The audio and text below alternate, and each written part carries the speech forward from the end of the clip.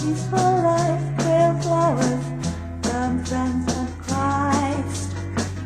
I slew all false love, I slew all true, that I might nothing love but your truth. Oh, the fame I passed away, as bridegrooms do, their wedding garments in their haste of joy.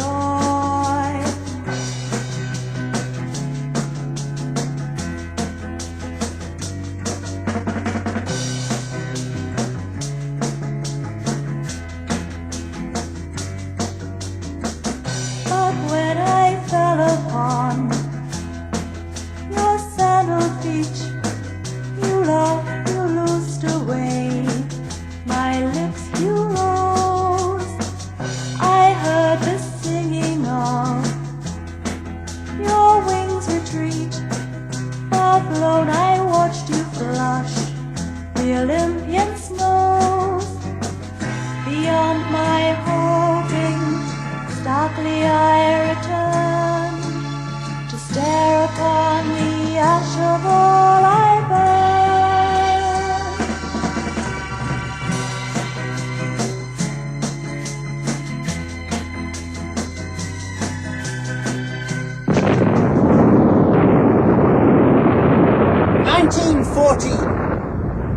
War broke, and now the winter of the world with perishing great darkness closes in. The foul tornado centered at Berlin is over all the width of Europe whirled, rending the sails of progress. Rent or furled are all art's ensigns. Verse wails. Now begin famines of thought and feeling. Love's wine's thin. The grain of human autumn rots, down hurled. For after spring had bloomed in early Greece, and summer blazed her glory out with Rome, and autumn softly fell, a harvest home, a slow, grand age, and rich with all increase. But now for us, wild winter, and the need of sowings for new spring, and blood for seed. With this declaration of war, Wilfred Owen mourned not only the destruction of life, but the loss of mind, art, and civilization, and looked towards his own part in its rebirth.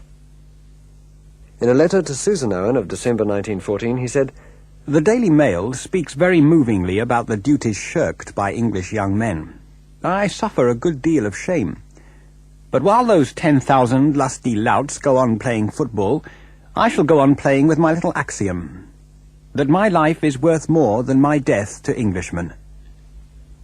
Do you know what would hold me together on a battlefield? The sense that I was perpetuating the language in which Keats and the rest of them wrote.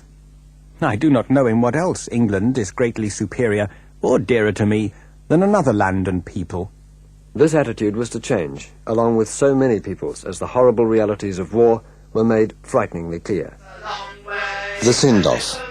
Down the close darkening lanes they sang their way to the siding shed, and lined the train with faces grimly gay. Their breasts were stuck all white with wreath and spray as men's are, dead.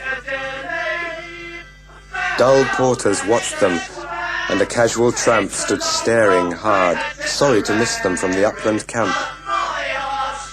Then, unmoved, signals nodded, and a lamp winked to the guard. So secretly, like wrongs hushed up they went. They were not ours. We never heard to which front these were sent, nor there if they yet mock what women meant who gave them flowers. Shall they return to beatings of great bells in wild trainloads? A few. A few. Too few for drums and yells may creep back, silent, to still village wells up half-known roads.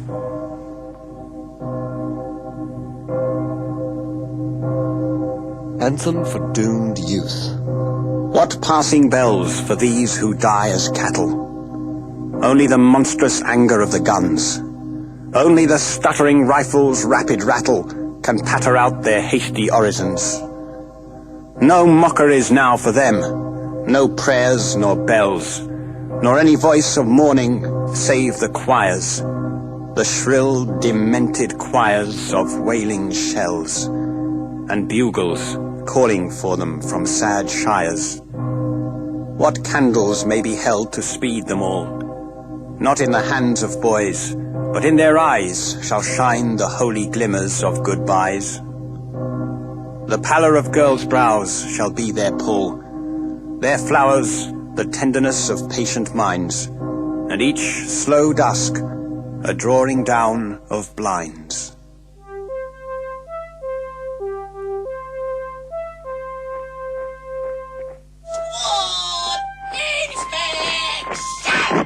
You, what do you mean by this? I rapped. You dare come on parade like this? Please, sir, it's... Hold your mouth, the sergeant snapped. I takes his name, sir. Please, and then dismiss. Some days confined to camp he got, for being dirty on parade. He told me afterwards the damned spot was blood, his own. Well, blood is dirt, I said. Blood's dirt. He laughed, looking away, far off, to where his wound had bled and almost merged forever into clay. The world is washing out its stains, He said. It doesn't like our cheeks so red. Young blood's its great objection. But when we're duly whitewashed, being dead, the race will bear Field Marshal God's inspection. The show. We have fallen in the dreams the ever-living breathe on the tarnished mirror of the world, and then smooth out with ivory hands and sigh. W.B. Yeats. My soul looked down from a vague height with death, as unremembering how I rose, or why, and saw a sad land, weak with sweats of dearth, grey, cratered like the moon with hollow woe, and pitted with great pox and scabs of plagues. Across its beard, that horror of harsh wire, there moved thin caterpillars, slowly uncoiled. It seemed they pushed themselves to be as plugs of ditches, where they writhed and shriveled, killed. By them had slimy paths been trailed and scraped round myriad warts that might be little hills. From gloom's last dregs these long-strung creatures crept, and vanished out of dawn down hidden holes. And smell came up from those foul openings, as out of mouths or deep wounds deepening. On dithering feet upgathered more and more, brown strings towards strings of grey, with bristling spines, all migrants from green fields, intent on mire.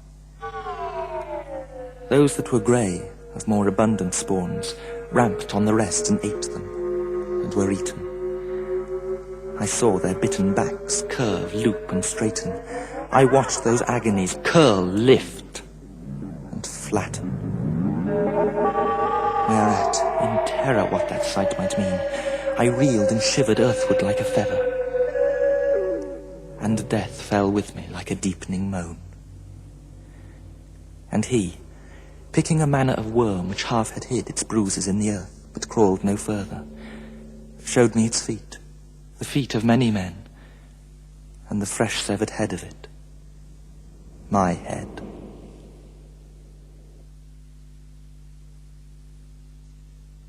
Exposure.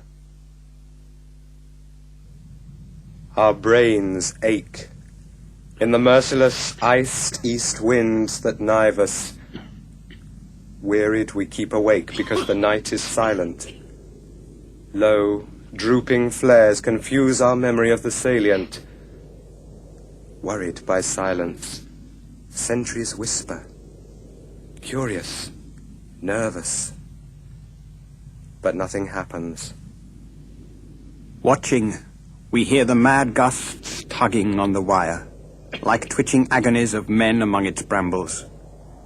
Northward, incessantly, the flickering gunnery rumbles, far off, like a dull rumour of some other war.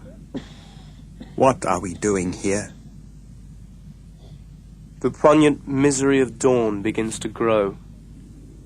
We only know war lasts, rain soaks, and clouds sag stormy. Dawn, massing in the east her melancholy army, attacks once more, in ranks on shivering ranks of grey. But nothing happens. Sudden successive flights of bullets streak the silence. Less deathly than the air that shudders black with snow, with sidelong flowing flakes that flock, pause and renew. We watch them wandering up and down the wind's nonchalance. But nothing happens. Pale flakes with fingering stealth come feeling for our faces.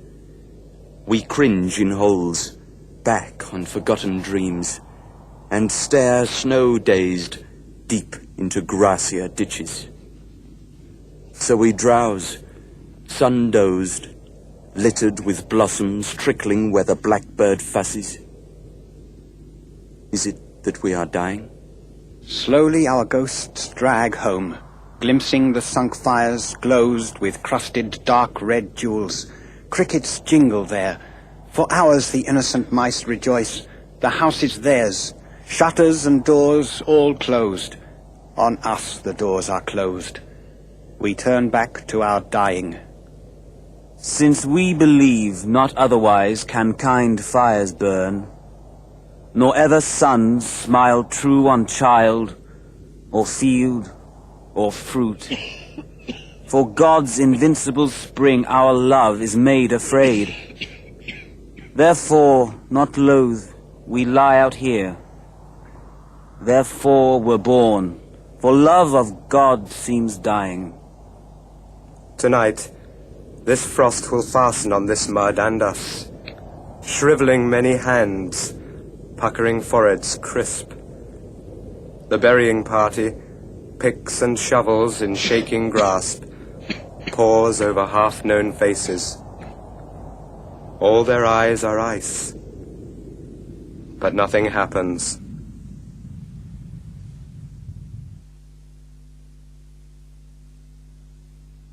The dead beat. He dropped, more sullenly than wearily, lay stupid like a cod, heavy like meat, and none of us could kick him to his feet. Just blinked at my revolver blearily. Didn't appear to know a war was on, or see the blasted trench at which he stared. "I'll do him in," he whined. "If this ain't spared, I'll murder him, I will." A low voice said, It's blighty, perhaps he sees. His pluck's all gone, dreaming of all the valiant that aren't dead. Bold uncles smiling ministerially. Maybe his brave young wife getting her fun in some new home, improved materially. It's not these stiffs have crazed him, nor the Hun. We sent him down at last, out of the way, unwounded. Stout lad too before that strafe. Malingering? Stretcher bearers winked. Not off! Next day I heard the doc's well-whiskied laugh. That scab you sent last night soon died. Hooray! Mental cases. Who are these? Why sit they here in twilight? Wherefore rock they, purgatorial shadows, drooping tongues from jaws that slob their relish, baring teeth that leer like skulls' teeth, wicked, stroke on stroke of pain. But what slow panic gouged these chasms round their fretted sockets? Ever from their hair and through their hands' palms misery swelters. Surely we have perished sleeping, and walk hell. But who these hellish? These are men whose minds the dead have ravished. Memory fingers in their hair of murders, multitudinous murders they once witnessed. Wading sloughs of flesh these helpless wander, treading blood from lungs that had loved laughter. Always they must see these things and hear them, batter of guns and shatter of flying muscles, carnage incomparable, and human squander rucked too thick for these men's extrication. Therefore, still their eyeballs shrink tormented back into their brains, because on their scent sunlight seems a blood smear. Night comes, blood black. Dawn breaks open like a wound that bleeds afresh. Thus their heads wear this hilarious, hideous, awful falseness of set smiling corpses. Thus their hands are plucking at each other, picking at the rope knouts of their scourging, snatching after us who smote them, brother, pouring us who dealt them war and madness.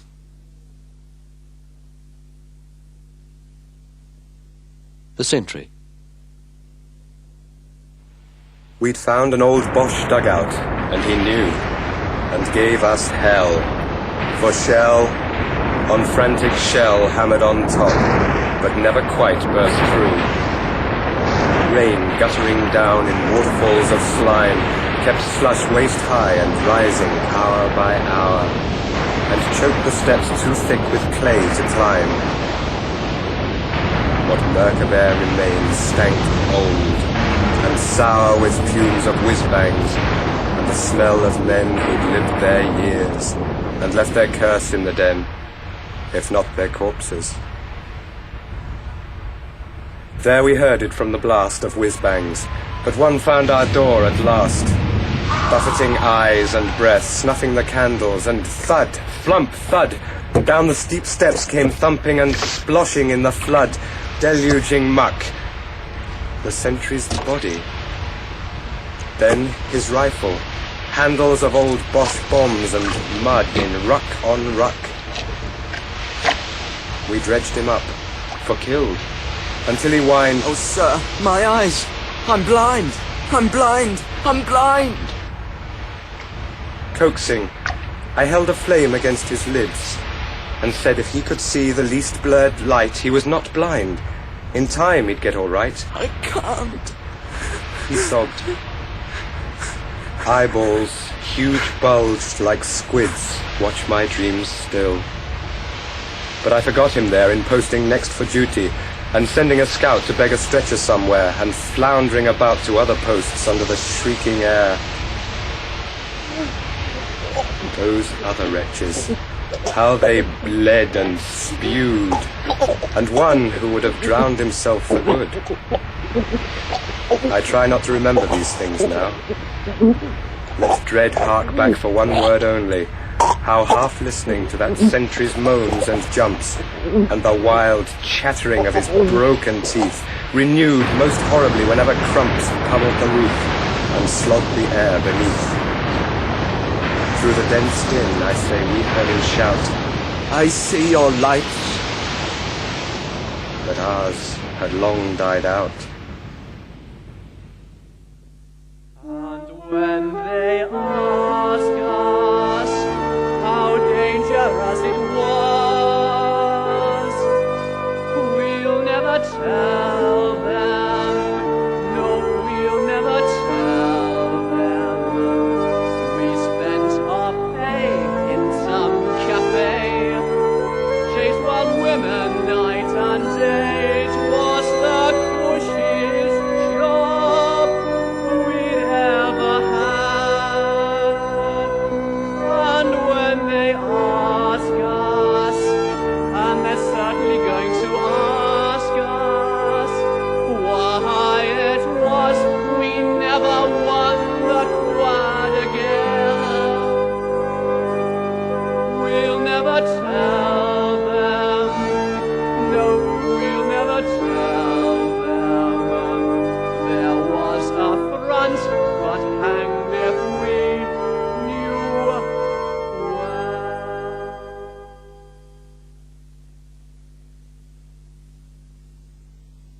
Le christianisme. So the Church Christ was hit and buried under its rubbish and its rubble. In cellars, packed up saints lie serried, well out of hearing of our trouble. One virgin, still immaculate, smiles on for war to flatter her. She's haloed with an old tin hat, but a piece of hell will batter her. The Calls. A dismal fog-horse siren howls at dawn. I watch the man it calls for, pushed and drawn backwards and forwards, helpless as a pawn. But I'm lazy, and his work's crazy. Quick treble bells begin at 9 o'clock, scuttling the schoolboy pulling up his sock, scaring the late girl in the inky frock. I must be crazy. I learn from the daisy. Stern bells annoy the rooks and doves at 10. I watch the verger close the doors, and when I hear the organ moan the first amen, sing my religions, same as pigeons. A blatant bugle tears my afternoons. Out clump the clumsy Tommies by platoons, trying to keep in step with ragtime tunes. But I sit still. I've done my drill. Gongs hum and buzz like saucepan lids at dusk. I see a food hog whet his gold-filled tusk to eat less bread and more luxurious rusk. Then sometimes late at night my window bumps from gunnery practice, till my small heart thumps and listens for the shell shrieks and the crumps. But that's not all. For leaning out last midnight on my sill, I heard the sighs of men that have no skill to speak of their distress, no, nor the will. A voice I know, and this time I must go.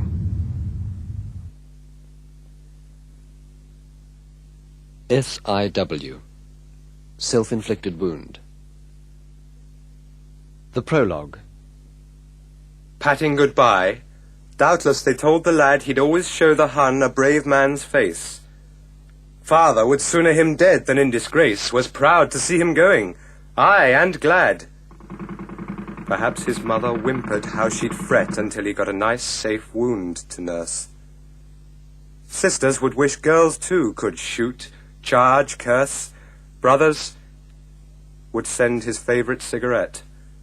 Each week, month after month, they wrote the same, thinking him sheltered in some YM hut, because he said so, writing on his butt where once an hour a bullet missed its aim, and misses teased the hunger of his brain. His eyes grew old with wincing, and his hand reckless with ague. Courage leaked as sand from the best sandbags after years of rain. But never leave, wound, fever, trench foot, shock untrapped the wretch. And death seemed still withheld for torture of lying machinally shelled at the pleasure of this world's powers who'd run amok. He'd seen men shoot their hands on night patrol. Their people never knew. Yet they were vile. Death sooner than dishonor, that's the style. So father said. The action. One dawn our wire patrol carried him. This time death had not missed. We could do nothing but wipe his bleeding cough. Could it be accident? Rifles go off. Not sniped. No. Later they found the English ball. The poem. It was the reasoned crisis of his soul against more days of inescapable thrall, against infrangibly wired and blind trench wall curtained with fire, roofed in with creeping fire, slow grazing fire, that would not burn him whole, but kept him for death's promises and scoff, and life's half-promising, and both their riling.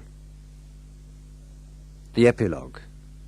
With him they buried the muzzle his teeth had kissed, and truthfully wrote the mother, Tim died smiling. Greater love. Red lips are not so red as the stained stones kissed by the English dead. Kindness of wooed and wooer seems shame to their love pure. O love, your eyes lose lure when I behold eyes blinded in my stead. Your slender attitude trembles not exquisite, like limbs knife-skewed, rolling and rolling there, where God seems not to care, till the fierce love they bear cramps them in death's extreme decrepitude. Your voice sings not so soft, though even as wind murmuring through raftered loft, your dear voice is not dear, gentle, and evening clear, as theirs whom none now hear. Now earth has stopped their piteous mouths that coughed. Heart, you were never hot nor large, nor full like hearts made great with shot, and though your hand be pale, paler are all which trail your cross through flame and hail. Weep, you may weep, for you may touch them not.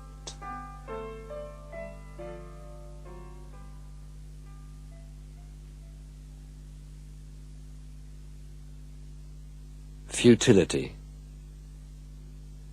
Move him into the sun. Gently its touch awoke him once, at home, whispering of fields unsown. Always it woke him, even in France, until this morning, and this snow. If anything might rouse him now, the kind old sun will know.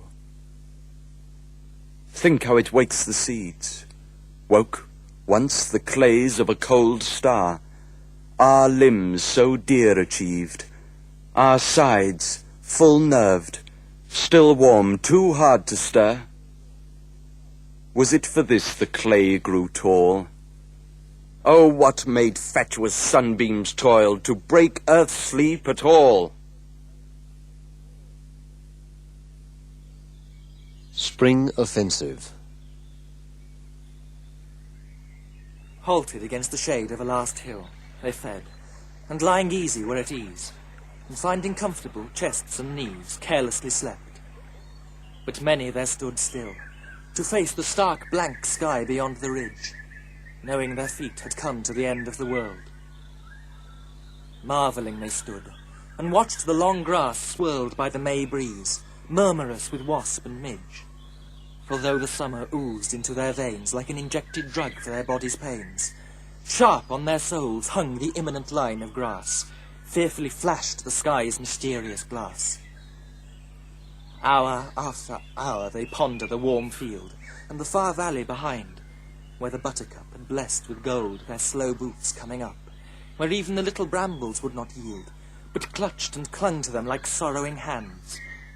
They breathe like trees unstirred, till like a cold gust thrills the little word, at which each body and its soul begird and tighten them for battle.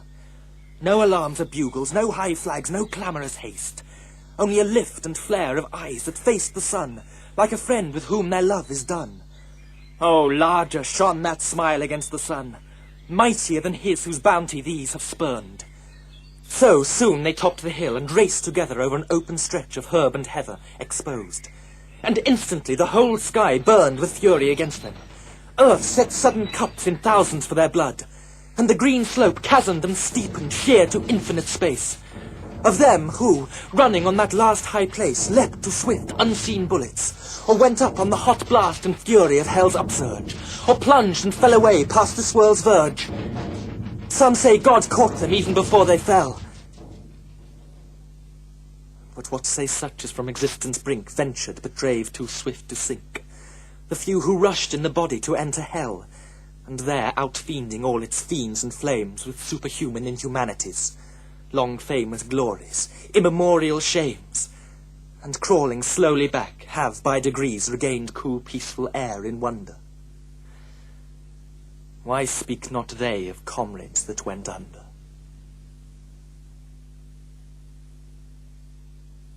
The chances. I mind as how the night afore that show us five got talking. We was in the know. Over the top tomorrow, boys, we're for it. First wave we are, first ruddy wave. That's tore it. Ah, well, says Jimmy, and he's seen some scrapping. There ain't no more nor 5 things as can happen. You get knocked out, else wounded, bad or cushy, scuppered, or not except you're feeling mushy. One of us got the knockout, blown to chops. T'other was hurt like losing both his props.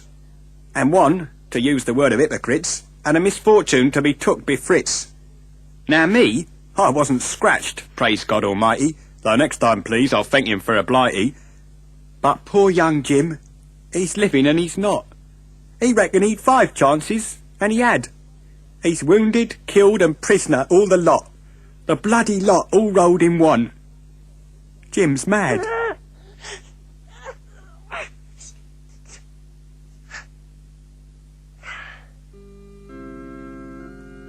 Insensibility. Happy are men who yet before they are killed can let their veins run cold, whom no compassion fleers or makes their feet sore on the alleys cobbled with their brothers. The front line withers, but they are troops who fade, not flowers, for poets' tearful fooling, men, gaps fulfilling, losses, who might have fought longer, but no one bothers. And some cease feeling even themselves or for themselves.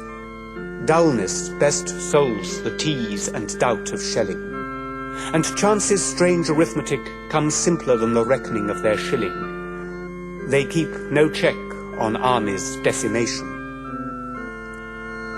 Happy are these who lose imagination.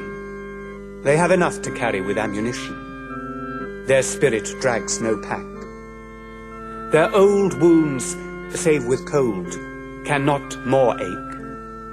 Having seen all things red, their eyes are rid of the hurt of the colour of blood forever. And terror's first constriction over, their hearts remain small drawn. Their senses in some scorching cautery of battle, now long since ironed, can laugh among the dying, unconcerned. Happy the soldier home, with not a notion how somewhere, every dawn, some men attack, and many sighs are drained. Happy the lad whose mind was never trained. His days are worth forgetting more than not. He sings along the march, which we march taciturn, because of dusk, the long, forlorn, relentless trend from larger day to huger night. We wise, who with a thought besmirch blood over all our soul, how should we see our task but through his blunt and lashless eyes? Alive, he is not vital overmuch, dying, not mortal overmuch, nor sad, nor proud, nor curious at all. He cannot tell old men's placidity from his. But cursed are dullards whom no cannon stuns, that they should be as stones. Wretched are they, and mean with paucity that never was simplicity. By choice they made themselves immune to pity, and whatever mourns in man, before the last sea and the hapless stars, whatever mourns when many leave these shores, whatever shares the eternal reciprocity of tears.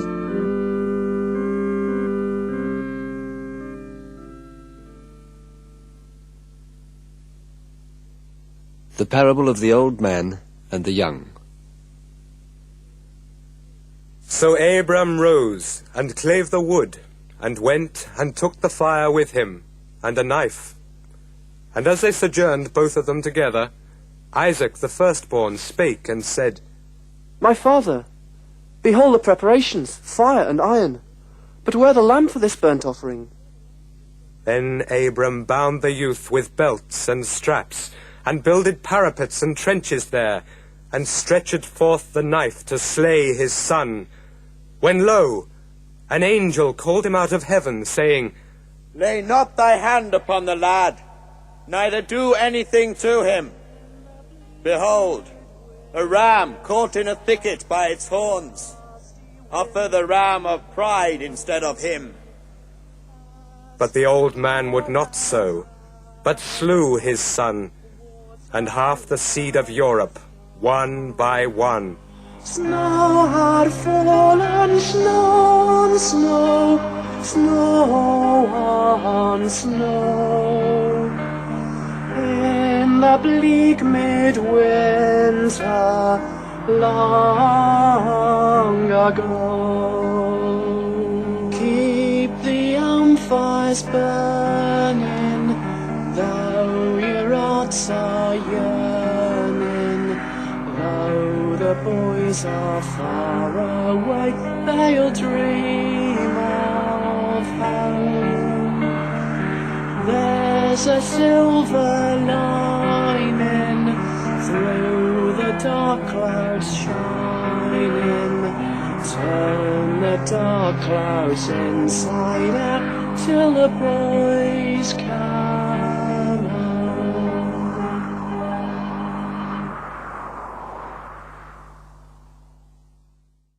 Pack up your troubles in your old kit bag and smile, smile, smile. Oh, while you've a Lucifer to light your fag, smile, boys, that's the style. What's the use of worrying? It never was worthwhile.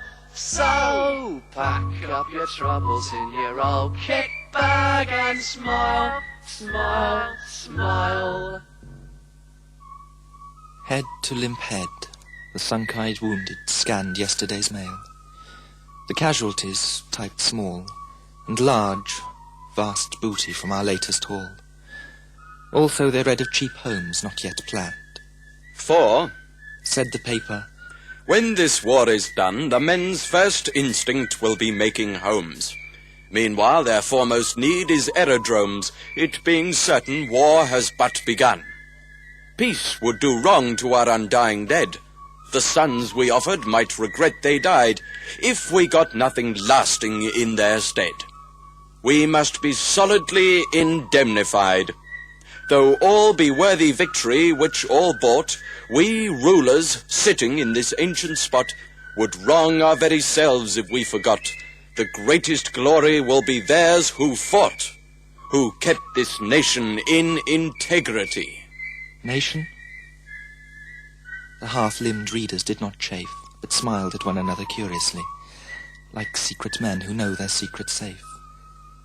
This is the thing they know and never speak, that England, one by one, had fled to France. Not many elsewhere now, save under France. Pictures of these broad smiles appear each week, and people in whose voice real feeling rings say, "How they smile!"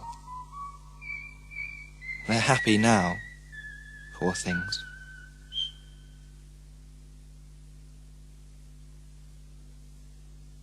The letter. With BF, June 10th. Dear wife. Oh, blast this pencil. Here, Bill, lend us a knife. I'm in the pink at present, dear. I think the war will end this year. We don't see much of them square-headed Huns. We're out of harm's way, not bad fed. I'm longing for a taste of your old buns. Say, Jimmy, spare us a bite of bread. There don't seem much to say just now. You what? Then don't, you ruddy cow, and give us back me cigarette. I'll soon be home. You mustn't fret. Me feet's improving, as I told you of. We're out in rest now. Never fear. By crumbs, that was near. Mother might spare you half a sov. Kiss Nell and Bert. When me and you... Hey? What the hell? Stand to? Stand to! Jim, give us a hand with your pack on, lad. Ow! Christ! I'm hit! Take hold. Aye, bad. No, damn your hiding. Jim? Here. Right, my old girl, Jim. There's a dear. Happiness. Ever again to breathe pure happiness, the happiness our mother gave us, boys. To smile at nothings, needing no caress. Have we not laughed too often since with joys?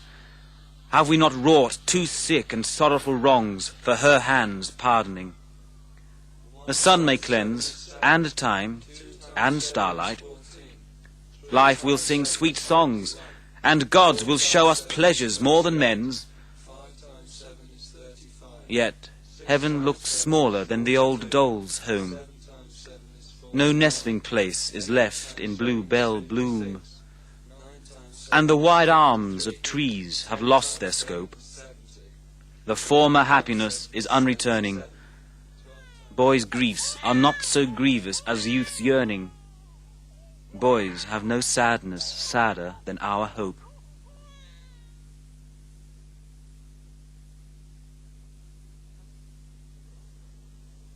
When the war started, Owen had been aloof and arrogant. But by 1918, the war had been a permanent fixture in the lives of so many for so long that they now no longer realized what the killing meant in human terms. While for too many, the expression, the Great War, had entirely the wrong connotations.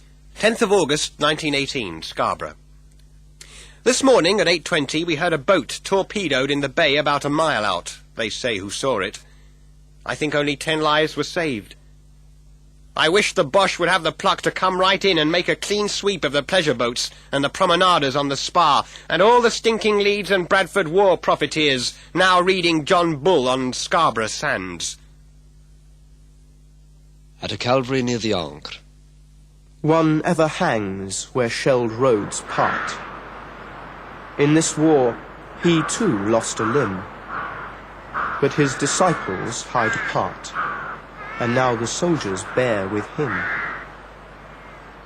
Near Golgotha strolls many a priest, and in their faces there is pride that they were flesh-marked by the beast by whom the gentle crusts denied.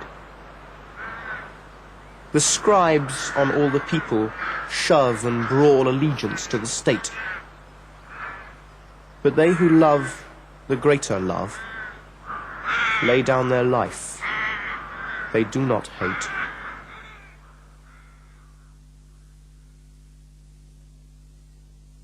My shy hand.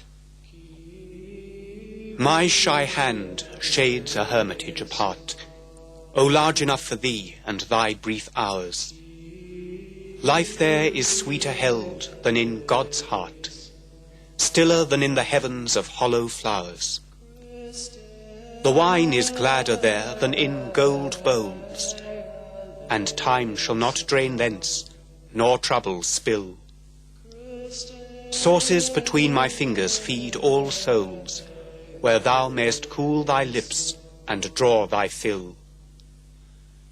5 cushions hath my hand for reveries, and 1 deep pillow for thy brow's fatigues.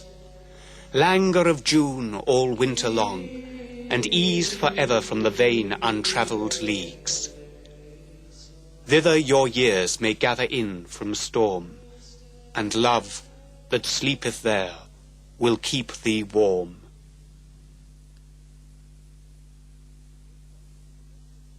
Wilfred Owen spent a great deal of his time as a soldier out of the action. After 4 months at the beginning of 1917, he was sent back to Britain with shell shock, where he remained convalescent for 16 months between his 2 tours of duty. But the plight of those at the front haunted him and drew him back to the war. 31st of December 1917, Scarborough. I thought of the very strange look on all faces in that camp, an incomprehensible look which a man will never see in England, though wars should be in England, nor can it be seen in any battle, but only in étaples. It was not despair or terror. It was more terrible than terror, for it was a blindfold look, and without expression, like a dead rabbit's. It will never be painted, and no actor will ever seize it. And to describe it, I think I must go back and be with them. Hospital barge at Cerisy. Budging the sluggard ripples of the Somme, a barge round old Cerisy slowly slewed. Softly her engines down the current screwed, and chuckled in her with contented hum, till fairy tinklings struck their croonings dumb, the waters rumpling at the stern subdued, the lock gate took her bulging amplitude, gently from out the gurgling lock she swung. One reading by that sunset raised his eyes to watch her lessening westward quietly, till as she neared the bend her funnel screamed. And that long lamentation made him wise, how unto Avalon in agony kings passed in the dark barge which Merlin dreamed. Conscious.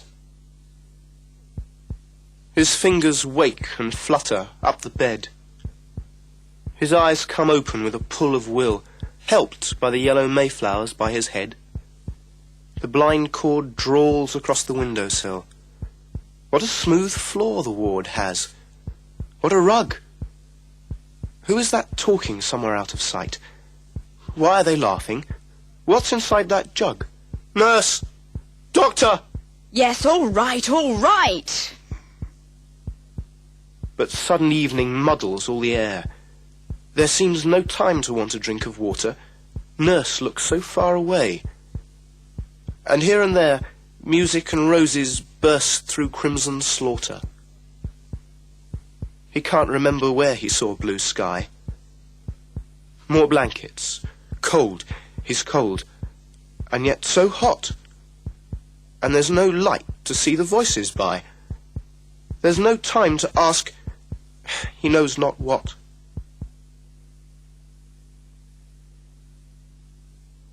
Arter, being the philosophy of many soldiers. Sit on the bed. I'm blind and 3 parts shell. Be careful. Can't shake hands now. Never shall. Both arms have mutilated against me, brutes. My fingers fidget like 10 idle brats. I tried to peg out soldierly. No use. One dies of war like any old disease. This bandage feels like pennies on my eyes. I have my medals. Discs to make eyes close. My glorious ribbons, ripped from my own back in scarlet shreds. That's for your poetry book. A short life and a merry one, my buck. We used to say we'd hate to live dead old, yet now I'd willingly be puffy, bald, and patriotic. Buffers catch from boys at least the jokes hurled at them. I suppose little I'd ever teach a son, but hitting, shooting, war, hunting, all the arts of hurting. Well, that's what I learnt. That and making money.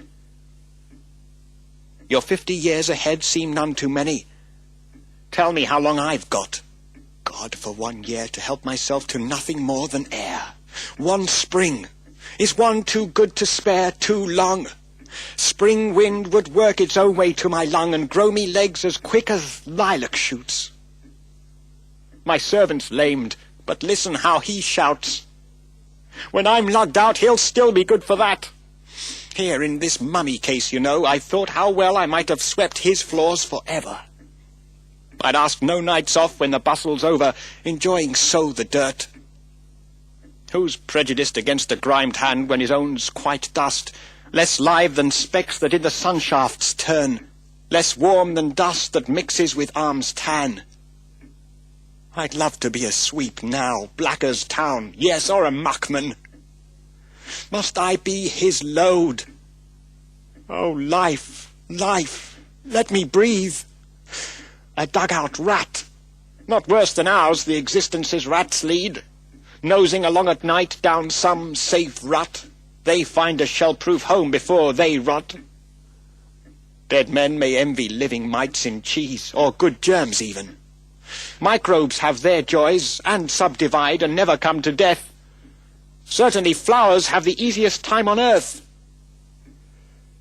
I shall be one with nature, herb, and stone, Shelley would tell me.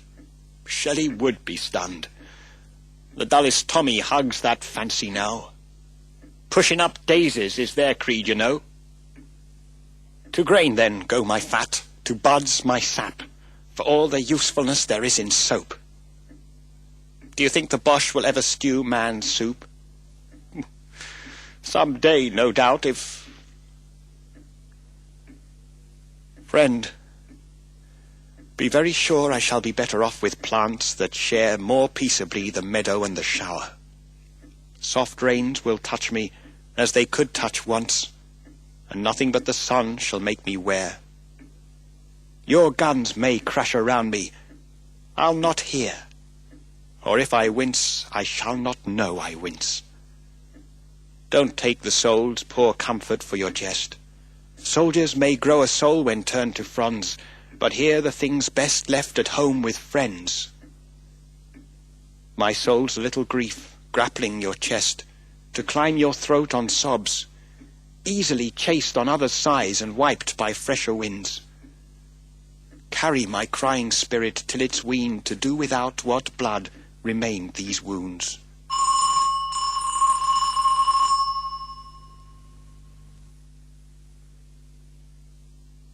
Soldier's Dream.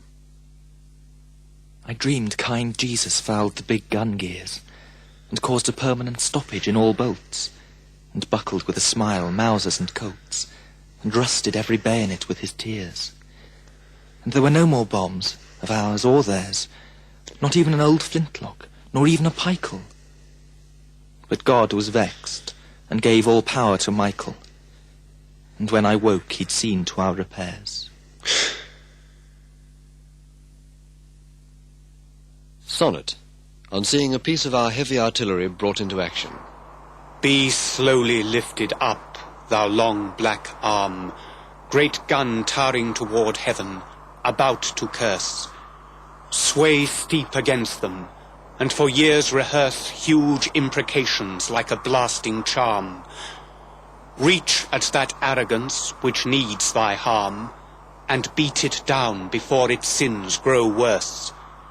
Spend our resentment cannon, yea, disperse our gold in shapes of flame, our breaths in storm.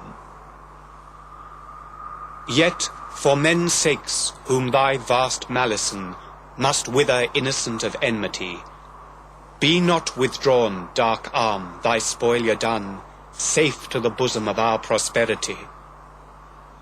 But when thy spell be cast complete and whole, may God curse thee, and cut thee from our soul.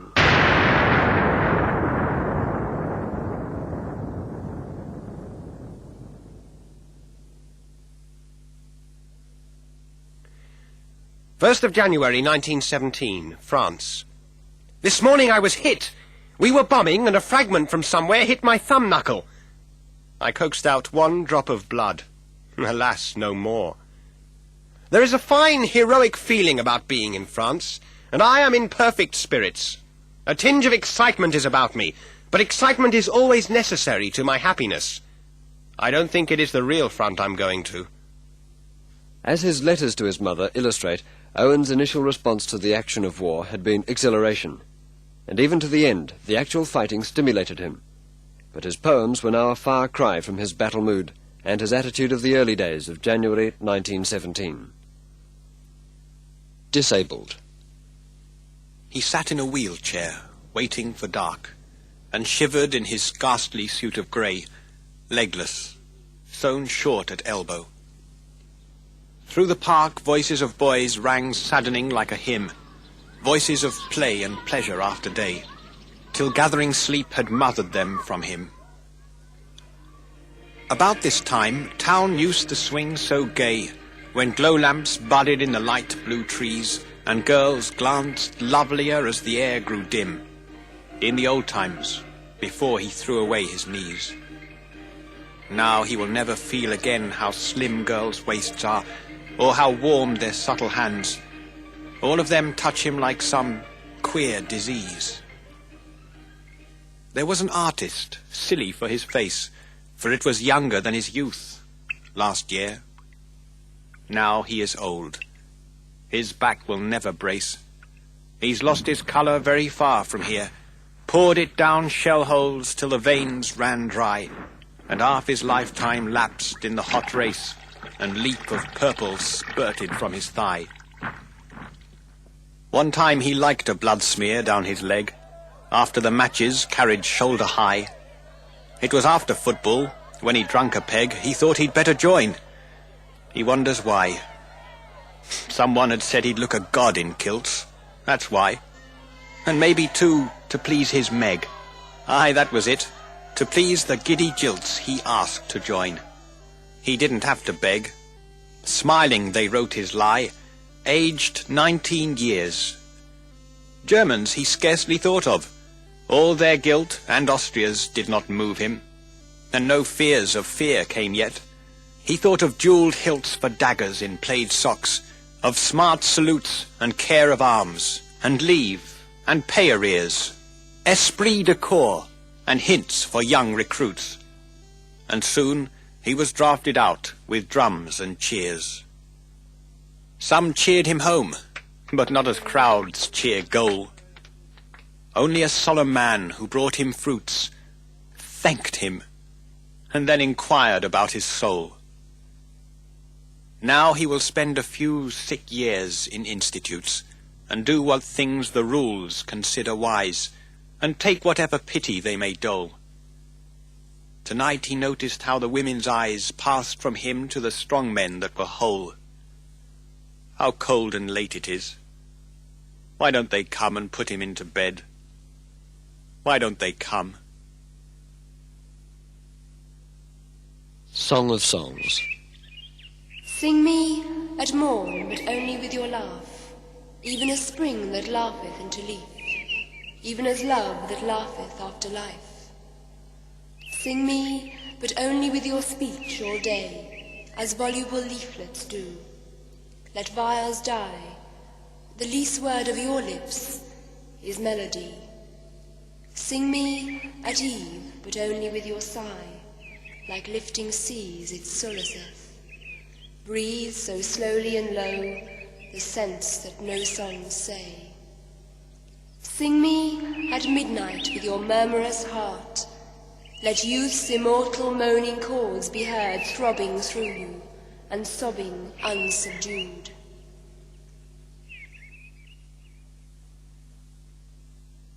The Last Laugh. Oh, Jesus Christ! I'm hit! He said and died. Whether he vainly cursed or prayed indeed, the bullets chirped. In vain, vain, vain. Machine guns chuckled, tut, tut, tut, tut, and the big gun guffawed. Another sighed. Oh, Mother, Mother, Dad. Then smiled at nothing, childlike, being dead. And the lofty shrapnel cloud leisurely gestured, fool, and the falling splinters tittered. My love. One moaned. Love languid seemed his mood, till slowly lowered his whole face kissed the mud. And the bayonet's long teeth grinned. Rabbles of shells hooted and groaned. And the gas hissed.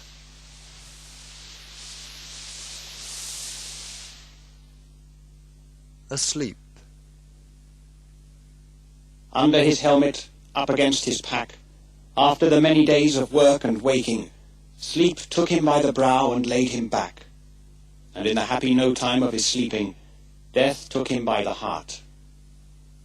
There was a quaking of the aborted life within him leaping, then chest and sleepy arms once more fell slack. And soon the slow, stray blood came creeping from the intrusive lead, like ants on track. Whether his deeper sleep lie shaded by the shaking of great wings and the thoughts that hung the stars, high-pillowed on calm pillows of God's making, above these clouds, these rains, these sleets of lead, and these wind scimitars, or whether yet his thin and sullen head confuses more and more with a low mould, his hair being one with the grey grass and finished fields of autumns that are old. Who knows? Who hopes? Who troubles? Let it pass. He sleeps. He sleeps less tremulous, less cold than we who must awake, and waking say alas. The Unreturning. Suddenly night crushed out the day and hurled her remnants over cloud peaks, thunder-walled. Then fell a stillness, such as harks appalled when far-gone dead return upon the world. There watched I for the dead, but no ghost woke. Each one whom life exiled I named and called, but they were all too far, or dumbed, or thralled, and never one fared back to me or spoke.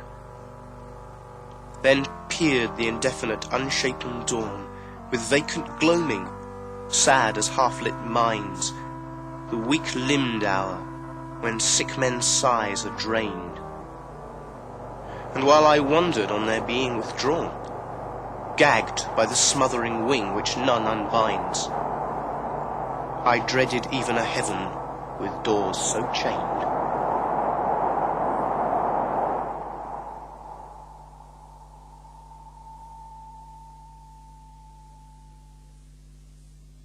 A month before his death in battle on November 4th, 1918, Owen was awarded the Military Cross.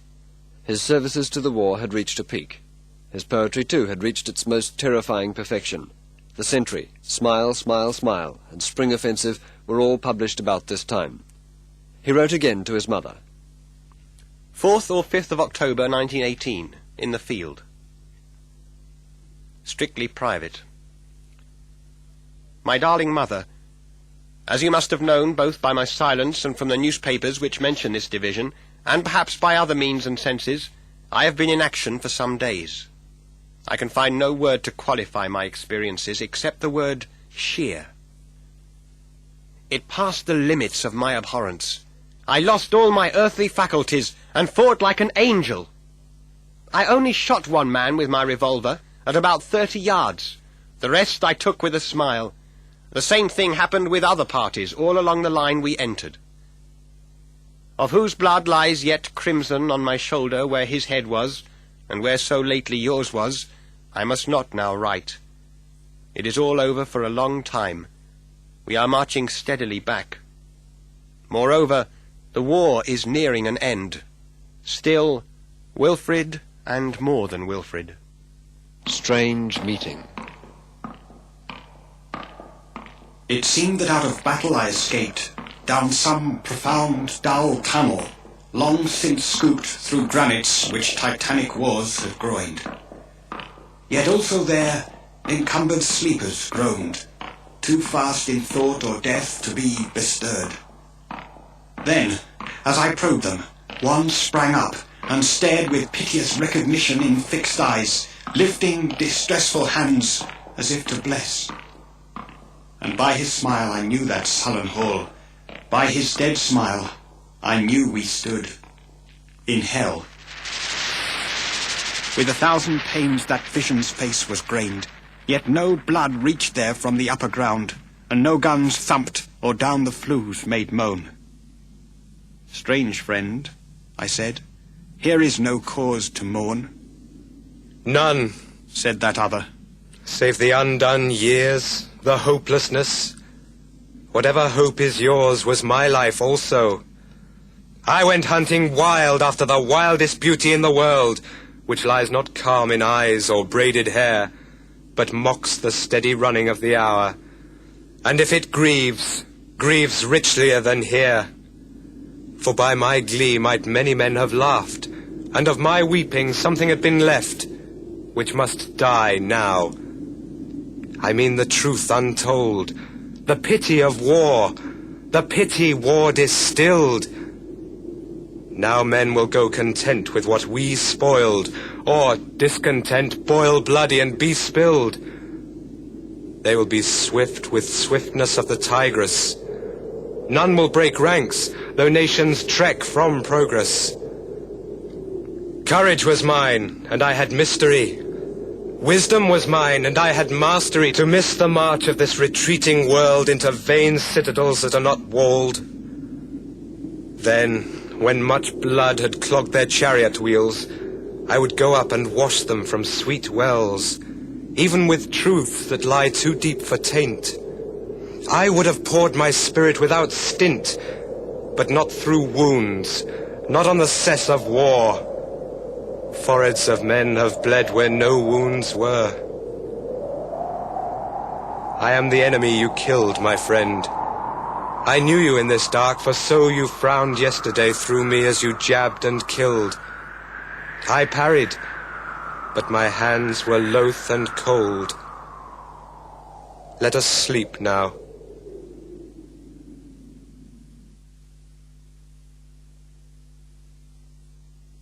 On my songs. Though unseen poets, many and many a time, have answered me as if they knew my woe, and it might seem have fashioned so their rhyme to be my own soul's cry, easing the flow of my dumb tears with language sweet as sobs. Yet are there days when all these hordes of thought hold nothing for me. Not one verse that throbs with my heart, or as my brain is fraught. 'Tis then I voice mine own weird reveries, low croonings of a motherless child in gloom, singing his frightened self to sleep are these.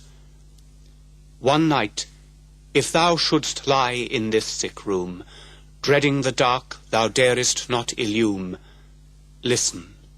My voice may haply lend thee ease.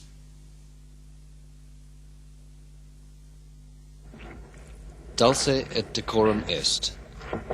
Bent double, like old beggars under sacks, knock-kneed, coughing like hags, we cursed through sludge, till on the haunting flares we turned our backs, and towards our distant rest began to trudge.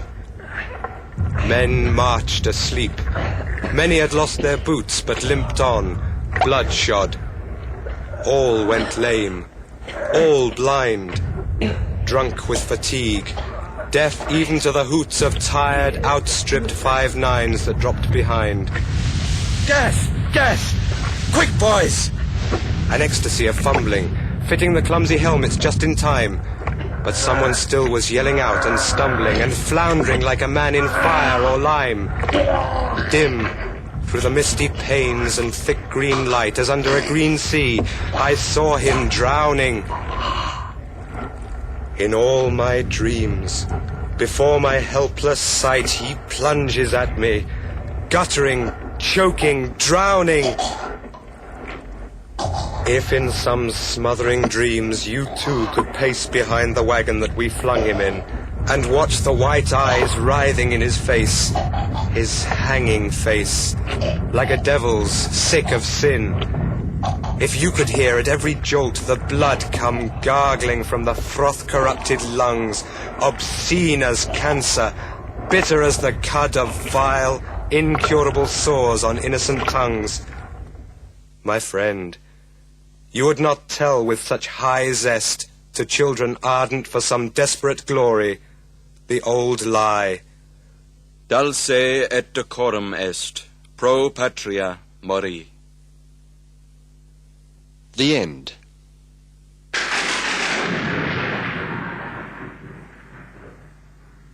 After the blast of lightning from the east, the flourish of loud clouds, the chariot throne, after the drums of time have rolled and ceased, and by the bronze west long retreat is blown, shall life renew these bodies?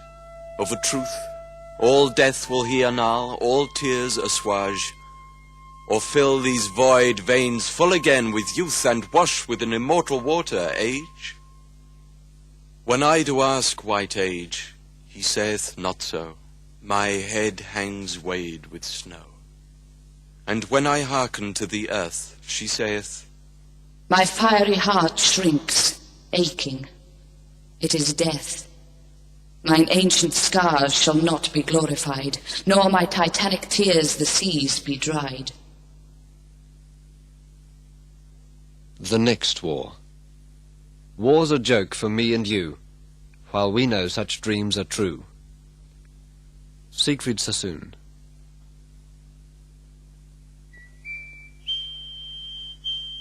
Out there we've walked quite friendly up to death, sat down and eaten with him, cool and bland, pardoned his spilling mess tins in our hand.